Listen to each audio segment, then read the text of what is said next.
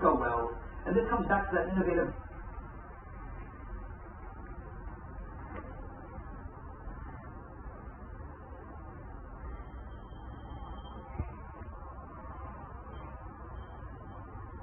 yourself.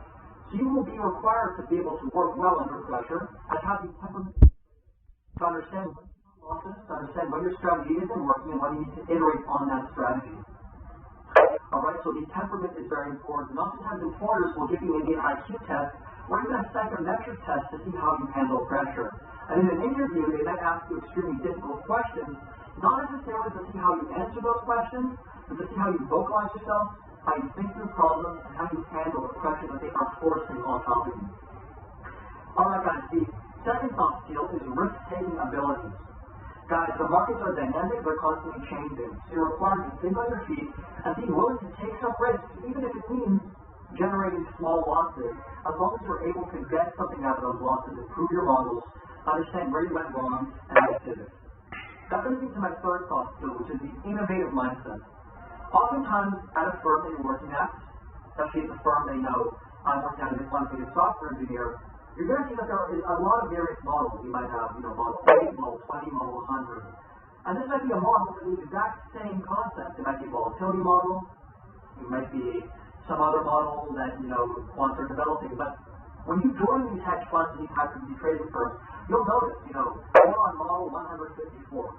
Why is we on model 154 and how is it different than model 153? Well, model 154 is a slight improvement on model 153.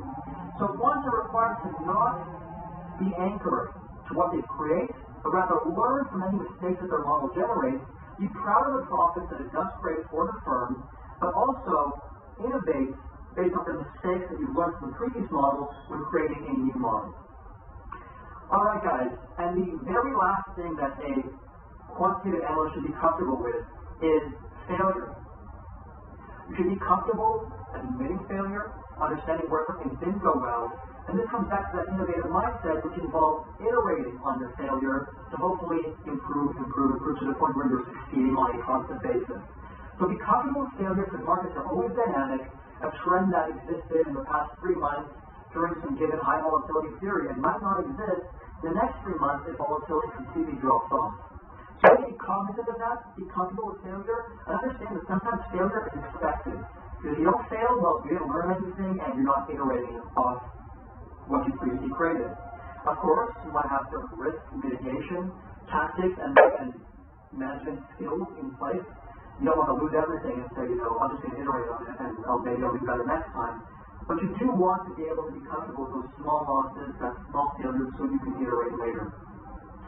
Alright guys, in terms of what quantitative analysts make, they're probably making between $125 and upwards of $500,000 a year.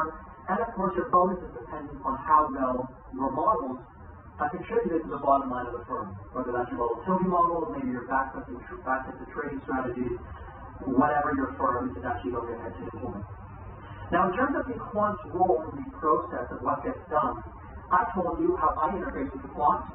But this is the flow in which a quant interfaces with the exchange. So not with the exchange, with the firm that he works at. What a quant will do is he will generate the strategies, generate the trading ideas, generate the model, form me like a quantitative developer to go ahead and implement. I will implement those tested strategies, and those tested strategies might be completely algorithmic, so they might interface with the exchange entirely with no intervention, or they might be used by traders at the firm. Now those traders can be market makers, oriented traders, directional traders, they might be quantitative analysts themselves, but they will then be passed on to the traders at the firm to go ahead and leverage when they're making trades on a day-to-day basis, of course, alongside their risk management tools, etc., etc. Alright guys, if you liked the video, make sure to give me a thumbs up, subscribe to the channel for more. I look forward to making another video about what a quantitative developer does, what's required of them on a day-to-day basis, how to become a quantitative developer like myself, and then another video on how to become a trader, not a quantitative analyst. We've done some trading, but to become a trader, which focuses 90% of your time on actually trading based on models created and your own given trading knowledge and experience. Thanks for watching the video, guys. Discord link in the description box below. I have a calendar link in the description box below if you want to speak to me one-on-one. And I also have a Patreon link. If you'd like to support me on Patreon, I have a link in the description box below, guys. Thanks for watching. Cheers.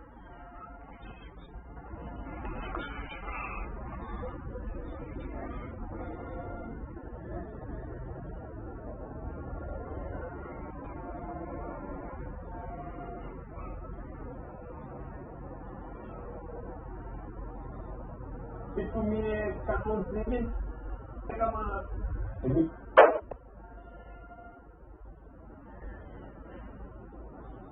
tunakutumia pesa sasa hivi. Umepata?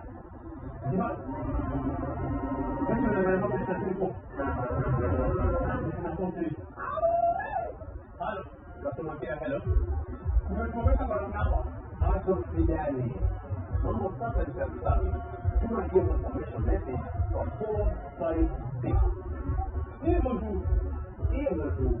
Alafu umenisema wewe sasa ni rahisi kujisaidia na huduma nyingi kutoka Safaricom kama kufanya reversal na mengineo bila kuongea na customer care. Kumbuka kuandika jina na namba kabla ya kutuma pesa kila wakati kwa kubonyeza